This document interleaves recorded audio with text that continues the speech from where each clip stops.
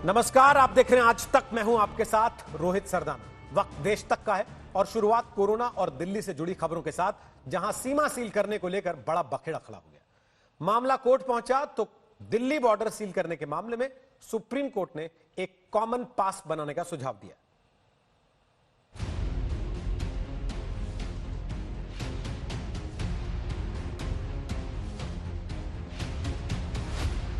ये दिल्ली बॉर्डर है, जहां तक नजर जाए गाड़ियों का रेला। जाम भी ऐसा वैसा नहीं, कभी 1 तो कभी 3-3 किलोमीटर तक सब कुछ ठस। यूपी पुलिस दिल्ली से आने वालों को रोक रही है, तो दिल्ली पुलिस यूपी से आने वालों को पास न हो तो बॉर्डर पार नहीं करने दे रही। अगर बॉर्डर की बात की जाए, दिल्ली नोएडा बॉर्डर की, तो ये सील है। और अगर आप यहाँ पर देखें तो बाकायदा चेकिंग हो रही है और जो पास है वो पासेस की चेकिंग नोएडा का ये पुलिसकर्मी चेकिंग करता हुआ दिखाई दे रहा है। और चेकिंग की वजह से अगर आप देखें यहाँ पर तो जाम की भी स्थिति यहाँ पर पैदा हो जाती है। जब लॉकडाउन से देश में अनलॉक का चरण शुरू हो चुका है, तो राजधानी की बॉर्डर पर रोज लोगों की जद्दोजहद से सवाल उठने लगे। मामला सर्वोच्च अदालत तक जा पहुंचा। कोर्ट ने जनहित याचिका पर सुनवाई करते हुए निर्देश दिया है। हरियाणा और उत्तर प्रदेश के एनसीआर क्षेत्र में आवागमन के लिए एक नीति होनी चाहिए। कोर्ट ने कहा कि वर्तमान हालात में एक नीति, एक रास्ता और एक पोर्टल बनाया जाए। 1 हफ्ते के भीतर ये नीति तैयार हो, इसके लिए तीनों राज्यों की बैठक कराई जाए। एनसीआर क्षेत्र के लिए एक कॉमन पास जारी करें, जिससे एक ही पास से पूरे एनसीआर में आवाजाही हो सके। अगर उनको पूरे देश के लिए आवाजाही के लिए इस तरह से खोला जाएगा तो उसमें कहीं ना कहीं 2 दिन में दिल्ली के सारे बेड्स भर जाएंगे। माननीय सुप्रीम कोर्ट ने जो कहा है, तीनों राज्यों के लोग बात करेंगे, ऑफिसर्स बात करेंगे, पॉलिटिकल एग्जीक्यूटिव भी बात करेगी और उसके बाद में इसका ये कोई ऐसा सीमा विवाद नहीं है, ये तो सिंपल अभी कोरोना की वजह से उपजा हुआ एक स्थिति है। उधर हरियाणा ने अपनी ओर से साफ कर दिया है कि उसके बॉर्डर दिल्ली आने जाने वाले लोगों के लिए खुले हुए हैं। सभी प्रतिबंध को वापस ले लिया गया है। जब हरियाणा ने अपने बॉर्डर्स को सील किया, फिर दिल्ली के हाई कोर्ट ने आदेश दिए कि बॉर्डर को खोला जाए। हमारी ओर से रातों रात एक पोर्टल के अंदर 3 अधिकारियों को हमने बैठाया, जिनने एक्सपर्टाइट तरीके से ई पासेज इशू करे। अब जब अनलॉक 1 शुरू हुआ तो दिल्ली ने अपनी ओर से सख्ती बढ़ाई। राज्य सरकारें अपनी सीमाओं को कोरोना के फैलते संक्रमण का हवाला देकर बंद कर रही हैं। लेकिन सवाल उठता है कि एक तरफ लोगों को कोरोना के साथ जीने का पाठ पढ़ाया जा रहा है, वहीं दूसरी तरफ सरकारें सीमाएं बंद कर रही हैं। सवाल उठता है कि ये कैसा विरोधाभास है और कैसा अनलॉक है। अनीशा माथुर के साथ संजय शर्मा, दिल्ली, आज तक। आखिर ऐसी परिस्थिति आई क्यों है? उसकी बहुत बड़ी वजह यह है कि देश में कोरोना के मामले लगातार बढ़ रहे हैं। लिहाजा राज्यों को अब अपनी अपनी सीमाएं सील करनी पड़ रही हैं ताकि मामले बढ़ने से रोका जा सके। जरा आपको आज के हालात बता देते हैं। इस वक्त जब हम बात कर रहे हैं, देश भर में इस वक्त कोरोना की स्थिति क्या है, पूरे देश में केस कितने हो चुके हैं और अलग अलग राज्यों की स्थिति क्या है, जरा वो भी आंकड़ा आपके सामने रख देते हैं। देश का कोरोना मीटर आपके सामने है। 2,16,919 कुल केस हैं। हालांकि 1,04,107 लोग ठीक हो चुके हैं। 6,075 लोगों की मौत हुई है। ये इस समय देश की स्थिति है। लेकिन महाराष्ट्र अभी भी पहले नंबर पर है केसेस के मामले में। पिछले 24 घंटे में कोरोना की रफ्तार यह रही कि 9,304 केस पिछले एक दिन में दर्ज हुए। ठीक 3,804 हुए और मौत हुई कुल मिलाकर 242 लोगों की पिछले 24 घंटे के भीतर। अब जरा राज्यवार आंकड़ा आपको दिखा देते हैं। महाराष्ट्र में 74,860 केस हो चुके हैं। ठीक हुए हैं 32,329 और मौत हुई है 2,587 लोगों की। तमिलनाडु में 25,872 केस हैं, 14,316 ठीक हुए हैं, 208 लोगों की मौत हो चुकी है। ठीक इसी तरीके से देश की राजधानी दिल्ली में इस समय 23,000 से, उसके पहले गुजरात का हाल बता देते हैं, 18,117 केस हैं, ठीक हुए 12,212 और मौत हो चुकी है 1,122 लोगों की। दिल्ली में 23,645 केस, 9,542 ठीक हुए हैं, मौत हो चुकी है 615 लोगों की। ये राज्यों का गणित है। लेकिन राज्यों के इसी गणित की वजह से अलग अलग राज्यों में आपस में खींचतान शुरू हो गई है। दिल्ली में 23,000 से ऊपर केस जा चुके हैं। मंत्रालयों में भी अब कोरोना ने दस्तक देनी शुरू कर दी है। और इसी वजह से अब राजनीतिक बयानबाजी भी शुरू हो गई कोरोना को लेकर।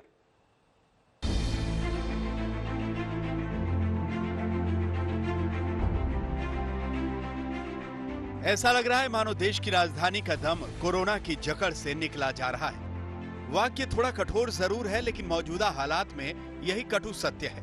वजह हम आपको बताते हैं। शाम 7 बजे तक दिल्ली में कोरोना के कुल 23,645 मामले हो चुके हैं। पिछले एक दिन में यहाँ कोरोना के रिकॉर्ड नए 1,513 केस सामने आ चुके हैं। मरने वालों का आंकड़ा भी बढ़कर 606 तक पहुंच चुका है। मंत्रालय के दफ्तरों में भी वायरस की घुसपैठ बढ़ती जा रही है। अब श्रम मंत्रालय के 2 कर्मचारियों को कोरोना हो गया है, लिहाजा श्रम मंत्रालय को 5 जून तक बंद कर दिया गया है।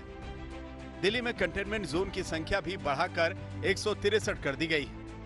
उत्तरी दिल्ली में सबसे ज्यादा 30 कंटेनमेंट जोन है।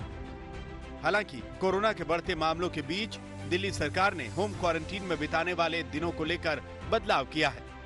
अगर आप मॉडरेट मतलब आपकी ऑक्सीजन लेवल 94% से नीचे चली जाती है, 90 से 94 के बीच में, और सांस लेने की गति 15 से ऊपर है, तब मॉडरेट में कहलाते हैं, तब आपको हॉस्पिटल की जरूरत है। या आपकी ऑक्सीजन लेवल 90% से नीचे और आपकी सांस लेने की गति 1 मिनट में 30 से ऊपर चली जाती है, तो सीवियर कैटेगरी होती है, इमीडिएट आपको हॉस्पिटल की जरूरत है। बाकी लोगों को हॉस्पिटल जाने की आवश्यकता नहीं है। दिल्ली सरकार ने लोगों को ज़्यादा से ज़्यादा जो सीवियर कैटेगरी में और मॉडरेट कैटेगरी के लोग हैं उनको इमीडिएटली हेल्थ केयर मिल सके, इसके लिए कई कदम उठाए हैं। दिल्ली सरकार के अपने 5 हॉस्पिटल्स को पूरी तरह से कोरोना के लिए डेडिकेट किया गया है। साथ ही साथ सरकारी हॉस्पिटल में औरों में भी बेड का इंतजाम किया गया है। 61 प्राइवेट हॉस्पिटल्स के अंदर 20% बेड को रिजर्व किया गया है। 3 डेडिकेटेड हॉस्पिटल कोरोना के लिए प्राइवेट पहले थे और 3 को कल डिक्लेयर किया गया है। अभी जैसा मनीष जी ने बताया कि कुछ हॉस्पिटल्स का कहना है कि 20% बेड के साथ उनके लिए कुछ दिक्कत आ रही है। उनसे हम कहना चाहते हैं कल तक आप देख लीजिएगा, अगर आपको चलाने में दिक्कत है तो आपके अस्पताल को पूरे को हम डिक्लेयर कर देंगे। आप पूरे अस्पताल को कोरोना की तरह से चला लीजिएगा। और हम चाहते हैं कि कोई भी इंसान मतलब इलाज की दिक्कत ना हो, दिल्ली के अंदर सबको इलाज मिल सके, उसके लिए पूरी प्रबंध किए जा रहे हैं। इन सब के बीच कोरोना से जूझती दिल्ली में सरकारी अस्पतालों और दिल्ली सरकार के बीच मौत के आंकड़ों को लेकर एक अलग ही सियासत शुरू हो गई। केजरीवाल सरकार का आरोप है कि राम मनोहर लोहिया अस्पताल कोरोना से मौत के आंकड़े और जांच रिपोर्ट दोनों गलत दे रहा है। और अब खबर बिहार के कटिहार से, जहां प्रवासी मजदूरों को नीतीश सरकार की पुलिस की लाठी खानी पड़ी। ट्रेन से उतरकर मजदूरों को घर जाने का जरिया नहीं मिला तो वो सड़क पर आ गए, मांग करने लगे कि उन्हें घर तक पहुंचाया जाए। स्टेशन के बाहर हंगामा देखकर बिहार की पुलिस ने भी लाठी संभाल ली और हंगामा करने वाली भीड़ पर जमकर लाठियां चलाई।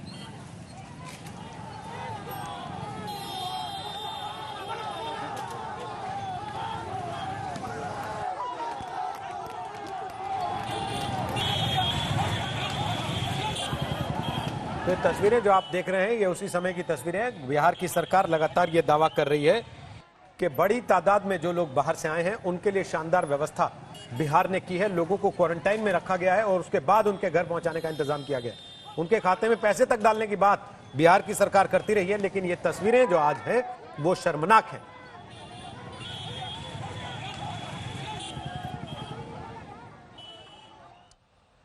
आठ जून से देश के सभी धार्मिक स्थल खुलने जा रहे हैं। धार्मिक स्थलों को खोलने की तैयारियां शुरू हो गई हैं। एहतियात के इंतजाम भी किए जा रहे हैं। भक्त खुश हैं कि भगवान के द्वार खुलेंगे और भगवान कष्ट मिटाएंगे। तूने मुझे बुलाया शेरा वालिए, मैं आया शेरा वालिए। मां वैष्णो देवी का बुलावा उनके भक्तों को आ ही गया। कोरोना संक्रमण और उसकी वजह से हुई तालेबंदी ने भक्तों को अपनी आराध्य से दूर कर दिया था, लेकिन जब से आदेश हुआ है कि 8 जून से धार्मिक स्थल खोले जा सकते हैं, तब से माता के भक्तों में खुशी की लहर है। मां के दरबार फिर से खुलने वाले हैं। श्राइन बोर्ड ने इसके लिए बाकायदा तैयारी शुरू कर दी है। सोशल डिस्टेंसिंग का यहाँ पालन हो, इसलिए 2 गज की दूरी पर सर्किल बनाए जा रहे हैं। कोरोना के इस महासंकट काल में आस्थावान लोगों को अब ईश्वर का ही सहारा है।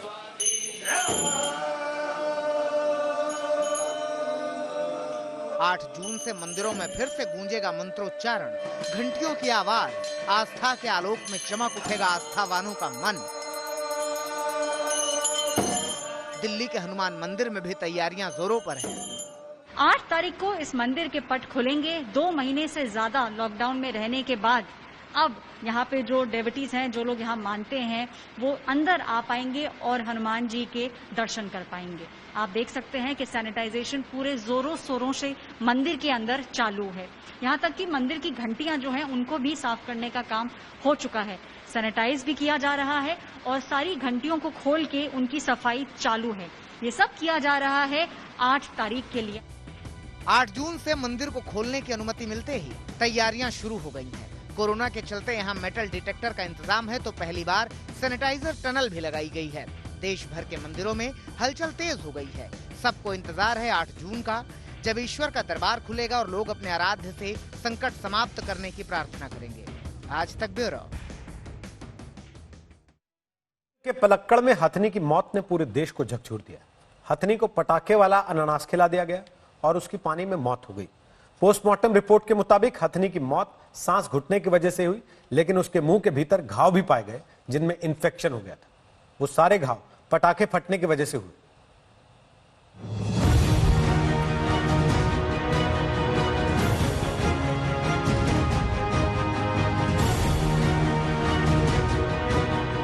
विश्वास का ऐसा सिला जो इंसान के इंसान होने पर शक पैदा कर दे। कहने को गर्भवती हथनी और अजन्मे हाथी की मृत्यु हुई, लेकिन केरल के मल्लापुरम में मौत इंसानियत की हुई। हथनी के मृत शरीर को देखना जैसे मानवीय संवेदनाओं के उस विध्वंसकारी सोच के सबसे बड़े विस्फोट को देखना था, जो अब हथनी के ठंडे पड़े शरीर से कहीं ज्यादा मृत है। दिखेगा आपको कि गर्भवती हथनी को जब धोखे से पटाखे से भरा अनानास खाने के लिए छोड़ा गया तो कैसे आदमी ने दिखा दिया कि वो अब पूर्ण रूप से अमानवीय हो चुका है। We observed this animal on 23rd. That was in the forest. So when staff, we actually got information from local people that there is injured, elephant, single elephant roaming around close to the buffer area. I mean, between the private and the forests. So when our staff went to saw, they saw that the lower jaw portion was exposed, and the animal was not feeding. It was moving around. Then after some time, the animal was lying down. So in the whole day it was not feeding. On 24th, the animal was again in that position. Sometimes it was lying down, and one time it was coming up again. But this whole time, 24 hours, there was no feeding. Like it was trying to look for water here and there. Only that thing. Then I think on 24th, we got information that the elephant had come down and came into this stream. इस खबर ने सबको झकझोर दिया। बेजुबान के लिए आवाज हर तरफ से उठने लगी। इंसान ने इंसानी हरकत की हैवानियत पर सवाल पूछा। गुस्सा हर तरफ था। एक गर्भवती हथनी ने पटाखों से भरा एक अनानास खा लिया जो स्थानीय लोगों ने रखा था। वो अनानास उसके मुंह में फट गया और तड़पने के बाद उसकी मौत हो गई। दुनिया देखने से पहले उसकी पेट में पलने वाले की भी नृशंस हत्या हो गई। आखिर ऐसी घटना क्यों घटी? सवाल केंद्रीय मंत्री मेनका गांधी ने भी उठाया और सवाल का विस्तार राहुल गांधी तक भी पहुंच गया। उसको कुछ समझ तो आता नहीं किसी भी चीज में। मैं कहती हूँ अगर ये नहीं कि उनकी गलती है कि सुल्तानपुर में, पीलीभीत में जब जानवर मरता है तो हमने तो किया नहीं, लेकिन फौरन ही हम उस पर उपाय ढूंढते फौरन। और ये जानवर मेरा तो नहीं है, लेकिन मेरा ही है, ये मेरी बहन है, ये मेरी बेटी है जो मरी है। और अगर वो सोच समझ करके बोले कभी कभार तो अच्छा होगा। Killing of an elephant in Kerala is shocking. If somebody gives firecrackers in pineapple and they get burst in the mouth, and therefore if elephant dies, this is very cruel and this is not Indian culture. सख्त कार्रवाई की मांग और वादे के साथ इस घटना का भी अंत हो जाएगा, लेकिन हैवानियत की हदों पर खड़े इंसान को कौन खींचकर वापस लाएगा? आज तक ब्यूरो। देश में क्या किसी की मौत भूख से भी हो सकती है? यूपी के बांदा से एक ऐसी ही खबर ने हर किसी को झकझोर दिया। हालांकि प्रशासन इससे इनकार कर रहा है, लेकिन अपनी जिम्मेदारी को समझते हुए इंडिया टुडे ग्रुप ने केयर टुडे फंड के जरिए बांदा जिले के करीब 200 परिवारों तक राहत और राशन पहुंचाकर यह एहसास कराया है कि मदद के लिए सिर्फ हौसला काफी है। लॉकडाउन लगा हुआ है, न कहीं जा पा रहे हैं, न दवाई नहीं करा पा रहे हैं, भूखे मर रहे हैं 4 दिन से। अपनी मौत से चंद दिनों पहले ही राजकुमार के दिए इस बयान को सुनकर किसी की भी रूह कांप उठेगी। ये आज के विकसित होने की राह पर खड़े भारत का वो स्याह सच है जो सामने आया है। उत्तर प्रदेश के बांदा जिले के कुछ बढ़िया पूर्वा गांव से, जहां गांव वालों और परिवार का आरोप है कि राजकुमार भूख से तड़प तड़प कर मर गया। जब नहीं रहा लॉकडाउन में नहीं जा पाती रही हूँ तो किसी दिन खाता रहा, किसी दिन पड़े रहते रहे। अब लॉकडाउन के मारे नहीं गया तो कुछ पेट भर खाना नहीं पाया, मरीज वैसे रहा, तो बिना पैसा के मेरा बच्चा मर गया भूखा प्यास। जैसे कैसे यहाँ वहाँ से मांग मूंग के खावा, आदमी के 3 साल हो गए खत्म हो गए जेल में, ऐसे खाना नहीं मिला था। बेशक हिंदुस्तान कोरोना से लड़ रहा है, लॉकडाउन से परिस्थितियां दुश्वार हुई हैं, लेकिन क्या आज का हिंदुस्तान अपनी किसी संतान को भूख से मरने की इजाजत देगा? क्या सरकारी दावे और सरकारी सिस्टम इतने खोखले हैं कि बांदा के राजकुमार के शरीर ने अन्न नहीं मिलने से जीवन त्याग दिया? मुद्दा जांच का है, लेकिन उससे पहले इंडिया टुडे ग्रुप ने अपनी जिम्मेदारी समझते हुए अन्न को तरसते बांदा जिले के 4 गांवों में मदद पहुंचाने का फैसला किया। दिल्ली से राहत सामग्री बांदा के गांव में पहुंची तो भूख से व्याकुल परिवारों में उम्मीद की एक आस जगी। इन परिवारों को करीब 200 के आसपास परिवार हैं, जिनको हम प्रयास करेंगे कि यहाँ पर कुछ राहत सामग्री यानी खाने पीने की चीजें, राशन दे सकें, जिससे कि इनकी मुश्किलें थोड़ी दूर हो सकें। हम अपने साथ ये तमाम सामान लाए हैं जिससे कि इन लोगों को दिया जाए तो इनकी रोजी रोटी और कुछ दिन तक जो मुश्किलें हैं वो कम हो सकें। इसीलिए हमने यहाँ पर सोशल डिस्टेंसिंग का पालन करते हुए लोगों को जो कोरोना संक्रमण के दौरान नियम कायदे कानून है वो समझाते हुए और इस मुश्किल हालात के बारे में बताते हुए ये कोशिश करेंगे कि इन लोगों को कुछ हम राहत पहुँचा सकें। इंडिया टुडे के केयर टुडे रिलीफ फंड की ओर से बांदा जिले के 4 गांवों में 200 परिवारों को राहत और राशन सामग्री बांटी गई। गांव वालों का आरोप है कि सरकारी कोटे से राशन तो मिलता है, लेकिन वो इतना नाकाफी होता है जिससे बड़े परिवार का पेट भूखा ही रह जाता है। हालांकि राजकुमार की मौत को जिले के डीएम साहब किसी पुरानी बीमारी से जोड़कर सरकारी जिम्मेदारी से पल्ला झाड़ने की पूरी कोशिश कर रहे हैं। उनको पुनः अंत्योदय का और प्रधानमंत्री गरीब कल्याण अन्न योजना का खाद्यान्न निःशुल्क मिल चुका है, जिससे स्पष्ट है कि घर में शासन की योजनाओं के अंतर्गत उनको पूरा खाद्यान्न उपलब्ध कराया जा चुका था। तथ्य यह भी संज्ञान में लाया गया है कि मृतक श्री राजकुमार कुछ सुन्नी लंबे समय से बीमार चल रहे थे तथा उनकी मृत्यु बीमारी के कारण हुई है। बांदा के राजकुमार की तो मौत हो चुकी है, लेकिन इंडिया टुडे ग्रुप की मदद से करीब 1400 लोगों को बड़ी राहत मिली है।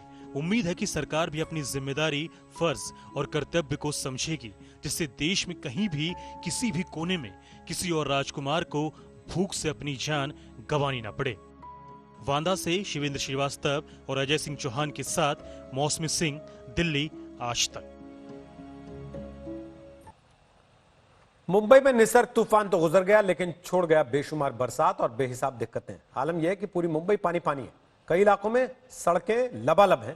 पहले से कोरोना की मार झेल रहे मुंबई वालों के लिए बरसात मुसीबत बनकर आई।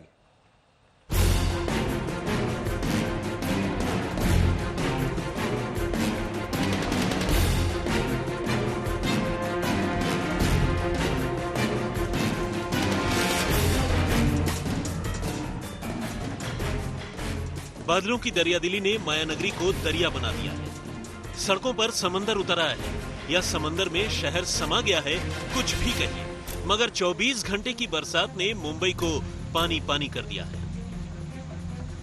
मुंबई के किंग सर्कल इलाके में है। यहाँ पर आप देख लीजिए, मुंबई पुलिस का जो पुलिस स्टेशन है उसके ठीक बाहर इतना ज्यादा पानी भरा हुआ है कि पुलिस स्टेशन से भी जो गाड़ियां हैं वो बहुत संभल के निकल रही हैं। वहीं ये क्योंकि जो रास्ता है ये ईस्टर्न एक्सप्रेस हाईवे मुंबई का एक अहम रास्ता है। यहाँ पर मुंबई में के शहरी इलाके से लोग अगर उनको बाहर जाना है मुंबई तो ये एक अहम रास्ता होता है जिसके जरिए वो लोग जाते हैं। लेकिन यहाँ देखिए बीएमसी ने पंप तक लगाई हुई है, लेकिन उसके बावजूद यहाँ पंपिंग होने के बावजूद यहाँ पर इतना ज्यादा पानी भरा हुआ है। थोड़ी सी बारिश हुई नहीं कि मुंबई में कई कई जगहों पर पानी भर जाता है। अकेले किंग सर्कल ही क्यों, कालानगर में जोरदार बारिश के साथ साथ जाम लग गया। कुर्ला में जबरदस्त बरसात ने रास्तों को तालाब बना दिया। कांदीवली में चलकर जाना है या तैर कर मालूम नहीं। प्रतीक्षा नगर में घुटने तक जल भराव है। गांधी मार्केट में पानी का ठहराव है, डूब के पार ही जाना है। घाटकोपर में लग रहा है कि अंबर से जलधारा फूट पड़ी है। मुस्कुराता माहिम बरसात से एक ही दिन में बिलखने लगा है। और सायन के तो कहने ही क्या, यहां तो जरा सी बरसात इलाके को दरिया बना देती है। इस वक्त हम मुंबई के सायन इलाके में हैं। ये वो इलाका है जहां हर साल थोड़ी सी भी बरसात होती है और पानी भर जाता है, और ये सालों साल यही देखने को मिलता है। आज भी जब यहाँ पर साइक्लोन निसर्ग का थोड़ा बहुत असर और प्री मानसून शावर का थोड़ा बहुत असर होने से जब थोड़ी सी बरसात तेज हुई मुंबई में, ऐसे जो इलाके हैं यहाँ वहां पे पानी भर गया। देश के अनलॉक होते ही अपराध भी अनलॉक हो गया। चोरी, डकैती, हत्या और रेप जैसे अपराध फिर बढ़ रहे हैं। कोरोना के मोर्चे पर लड़ रही पुलिस के सामने अपराध को कम करने की भी चुनौती है।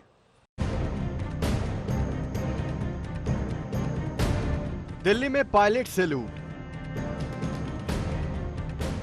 नोएडा में आधी रात को 2 एनकाउंटर, कानपुर में दबंग की फायरिंग। कोरोना के साथ साथ अपराध का वायरस भी फिर से बढ़ गया है और ये तस्वीरें उसकी गवाह है। एक वायरस की तरह एकाएक बदमाशों ने हमला कर दिया। दिल्ली में लूटपाट की वारदात को अंजाम दिया। दिल्ली में आईआईटी फ्लाईओवर के पास बाइक पर आई बदमाशों की टोली ने कार से जा रहे एक पायलट को लूट लिया। पायलट को चाकू से घायल भी किया। मास्क लगाकर आए बदमाश वारदात को अंजाम देकर आराम से फरार हो गए। दिल्ली से सटे नोएडा में भी आधी रात को अपराध ने दस्तक दी है। सेक्टर 16 में बदमाशों की पुलिस से मुठभेड़ हुई। एक घायल बदमाश को पुलिस ने पकड़ा है। इन्होंने एक बाइक को रोकने का इशारा किया, लेकिन वो बाइक रुकी नहीं। उन्होंने पीछा किया और ये न्यूज फ्लैश किया गया। बाकी आसपास के जो चौकी इंचार्जेस हमने घेराबंदी करी और ये इधर जहां हम लोग खड़े हैं इस रोड पे ये भागने का प्रयास किया। अपने आप को घिरा दे के इसने पुलिस के टीम पे फायर भी किया और क्रॉस फायर में उसको वो घायल हुआ है। यूपी के बाकी शहरों में भी अनलॉक में बाहर निकले बदमाशों से पुलिस की मुठभेड़ हुई। मुजफ्फरपुर में पुलिस ने वांटेड अपराधी को एनकाउंटर के बाद धर दबोचा। सहारनपुर में भी एनकाउंटर के दौरान गोलियों की गूंज सुनाई दी। पुलिस ने 15,000 के इनामी बदमाश को गिरफ्त में लिया। अलीगढ़ में भी एनकाउंटर के दौरान 2 बदमाश पकड़े गए। कानपुर के कल्याणपुर में तो कोरोना के डर के बीच लोग क्रिकेट खेलने लगे। मैच के दौरान ही झगड़ा हुआ तो दबंग युवक ने 2 लोगों पर गोली चला दी। दोनों की हालत गंभीर है। अपराधी मौके से फरार हो गया। कोरोना की तरह अपराध का वायरस भी तेजी से फैल रहा है। इस पर भी लगाम लगाने की चुनौती है। दिल्ली से अरविंद ओझा और नोएडा से अनुज मिश्रा के साथ आज तक ब्यूरो। अश्वेत नागरिक जॉर्ज फ्लॉयड की पुलिस कस्टडी में मौत का मामला पूरी दुनिया में गर्मा गया। तमाम देशों में पुलिस की ज्यादती के खिलाफ अब प्रदर्शन हुए। अमेरिका के तमाम राज्यों में प्रदर्शनकारी सड़कों पर हैं। एथेंस में प्रदर्शनकारियों की भीड़ हिंसक हो गई और अमेरिकी एम्बेसी पर बम फेंक दिया।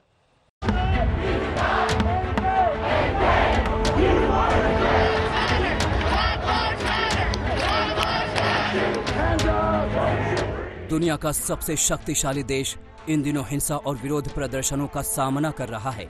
अश्वेत नागरिक जॉर्ज फ्लॉयड की पुलिस कस्टडी में मौत के बाद पूरे अमेरिका में विरोध प्रदर्शन हो रहे हैं।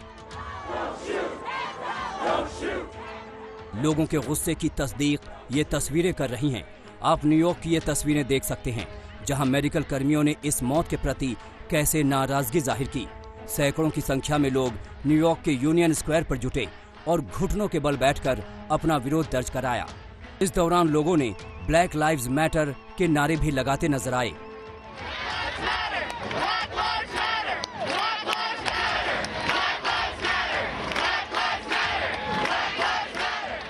तो वहीं कैलिफोर्निया में भी नाराज प्रदर्शनकारी का हुजूम जमा हुआ और सड़कों पर लेटकर ही प्रदर्शनकारियों ने अपनी नाराजगी जाहिर की।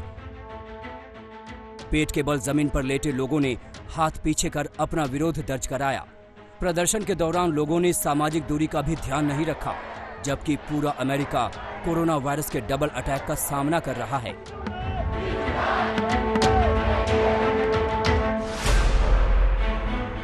जबकि वॉशिंगटन के लिंकन मेमोरियल के बाहर प्रदर्शन कर रहे लोगों का गुस्सा अचानक भड़क उठा और प्रदर्शनकारियों ने पुलिस वालों पर खाली बोतलों से हमला बोल दिया। इस दौरान प्रदर्शनकारी पुलिस वालों के खिलाफ नारे भी लगाते नजर आए।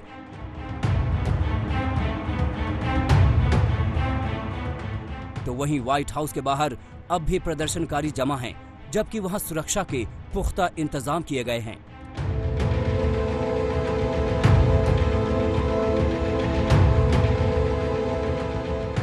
हम आपको बता दें कि 25 मई को मिनेसोटा में अश्वेत जॉर्ज फ्लॉयड की पुलिस हिरासत में मौत हुई थी। महज $20 के जाली नोट चलाने के आरोप में जॉर्ज को पकड़ा गया था और एक पुलिस वाले ने उसे जमीन पर गिराकर उसकी गर्दन को पांव से तब तक दबाए रखा जब तक कि उसकी मौत नहीं हो गई। इसी घटना से अमेरिका में भारी उबाल है। न सिर्फ अश्वेत समुदाय के लोग बल्कि श्वेत भी इसे लेकर सड़कों पर हैं। आज तक ब्यूरो। और इसी के साथ एक छोटा सा ब्रेक, लेकिन आप देख रही हैं आज तक।